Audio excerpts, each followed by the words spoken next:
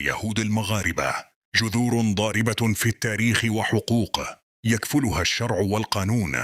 لطالما كان المغرب نموذجا فريدا في التعايش بين الأديان، حيث يشكل المكون اليهودي جزءا أصيلا من نسيج الهوية الوطنية، وليس مجرد جالية وافدة للرد على من يشكك في حقوقهم أو يخلط بين الانتماء الديني والتوجهات السياسية. يجب استحضار 3 ركائز أساسية: الجذور التاريخية أهل الدار وليسوا غرباء. اليهود المغاربة لم يأتوا إلى المغرب كغزاة أو مستعمرين، بل سكنوا هذه الأرض منذ أكثر من 2000 عام. قبل الإسلام عاشوا مع الأمازيغ في جبال الأطلس، وامتزجت ثقافتهم بالأرض حتى صار من الصعب تمييز عاداتهم الاجتماعية عن باقي المغاربة إلا في دور العبادة. رافد الهوية الدستور المغربي صريح جدا، حيث ينص على أن الهوية المغربية تغذت من روافد عدة، منها المكون العبري. لذا فالمطالبة برحيلهم أو إنكار حقهم هي في الحقيقة دعوة لتمزيق جزء من تاريخ المغرب نفسه.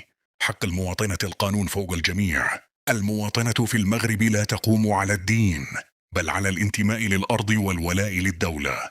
اليهودي المغربي هو مواطن كامل المواطنة، له حق التملك والعمل والانتخاب والتقاضي وفق خصوصيته الدينية. الدولة المغربية لم تسقط الجنسية أبدا عن رعاياها اليهود الذين هاجروا، بل تعتبرهم مغاربة أينما وجدوا، ولهم الحق في العودة والارتباط بوطنهم الأم في أي وقت.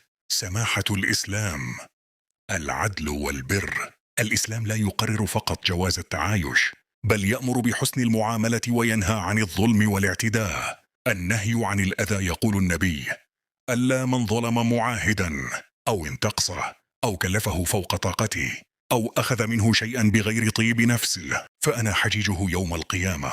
هذا وعيد شديد لمن يعامل غير المسلمين المسالمين بسوء.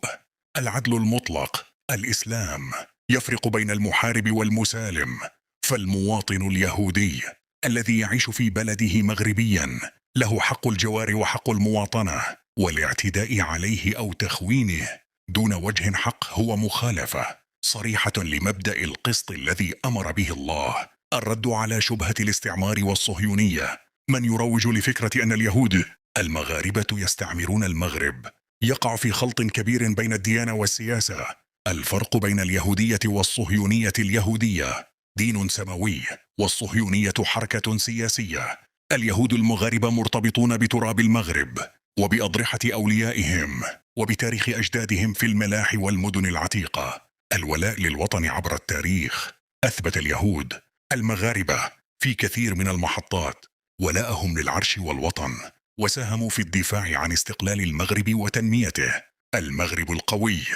المغرب دولة ضاربة في التاريخ مؤسساتها وأجهزتها، ومن غير المنطقي تصوير مواطنين مسالمين على أنهم قوة استعمارية، فهذا الطرح يقلل من هيبة الدولة وتماسك شعبها.